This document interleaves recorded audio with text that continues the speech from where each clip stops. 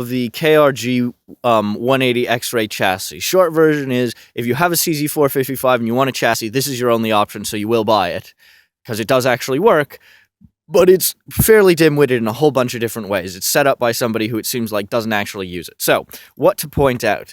Real quick, so when mine came, the two flaws it came with are, you can see there's bolts across here and nuts on the opposing side. Because of a casting issue on the front, somebody had just tightened that bolt until it pulled the nut through the plastic on the far side, thus causing the plastic to fail in that case, and yeah, that's not so great. And they did not reinforce it adequately inside. It would have been trivial to cast it thicker, and they didn't. The other thing is, they claim all nitrided stainless hardware, and it appears this little special nut missed the bolt. Missed the boat. It's the only one on the chassis like that, but it looks like it's been through hell and is just like randomly hanging out there, completely not matching. Other things, you'd expect that in today's day and age, you know, with things like M-Lock and key mod and what have you, that you could place rail segments anywhere. No, actually. So short rail segments go only in these three positions, this position, and I believe that's it. Long rail sections go in only this position and only this position. There's nowhere else for them to go.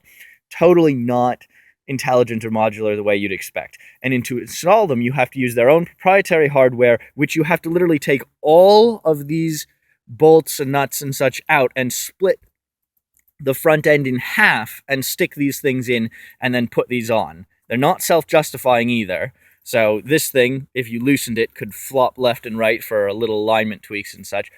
So that's fairly dim. You'd also be forgiven for looking at that and thinking that that was meant to take one of the flush cup mounts, because it's not. It doesn't fit one, unlike this, which is also fairly stupid, because most people with long guns want to be able to use a 2-point QD sling and sling them. Okay, fine, whatever.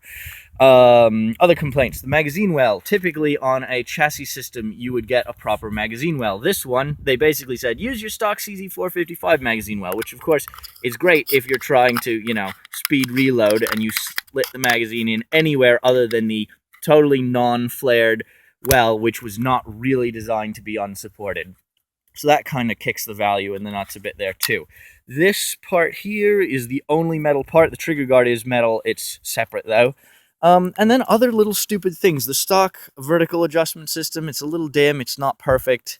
It's not awful. Again, it's like, well, it is adjustable, but like disassembly is required to adjust it, which is not most people's idea of adjustable in this day and age. Other things like that. And I complain actually about this, the cheek piece, because while it seems on the face of it that it's really great that you have just a regular thumb screw, the problem is that that doesn't provide very much grip on that. So that means that if you want to move the cheek piece forward and backward, you can't really achieve very much torque on those bolts because the pillars just rotate. And then on top of that, if you go to grab the gun by something other than the trigger guard, you typically would grab it up here, which is very comfortable and seems like it would fit. Unfortunately, you can't really, with the thumb screw, apply enough torque that you'd keep from just crushing that back down into the gun when you grab it that way. So if you do that, you lose your carefully aligned cheek weld, which, you know, if you're shooting red dots or something like that, doesn't matter, but for a precision scope, that thing is actually fairly delicately adjusted. So that's it. Kind of all in all, it does improve accuracy, it works, it does what a chassis needs to do, but it does it kind of dim-wittedly, which is why I say, you know, for the CZ455, you have no other real choice.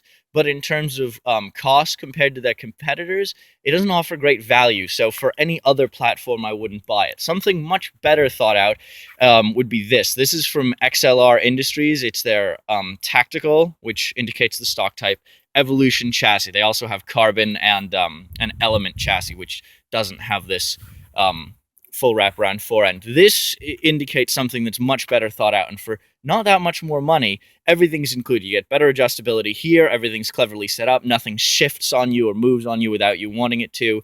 You get your own built-in magazine well, you even have a specific feature here so that you can remove the Savage bolt without taking the gun apart. All kinds of other things like this. I actually talked with one of the owners of this company. It was a pleasure to deal with. He called me personally twice and put up with a number of different non-optimized phone conversation situations, I guess you'd say, really noisy background, can't get out of it kind of things. and I enjoyed working with this company. There will be a forthcoming review on this chassis when I finish it, but for now I will just say this is a much smarter made product for not very much more money that offers significantly better quality. So thanks for watching, guys. I'll see you at the next video. And again, this is not a totally positive or totally negative review, but this is like you're going to buy it if you have this gun because it's good and there's no alternative, but I really would not buy a KRG for anything that you could buy another chassis for. Thanks for watching, guys. I'll see you at the next video.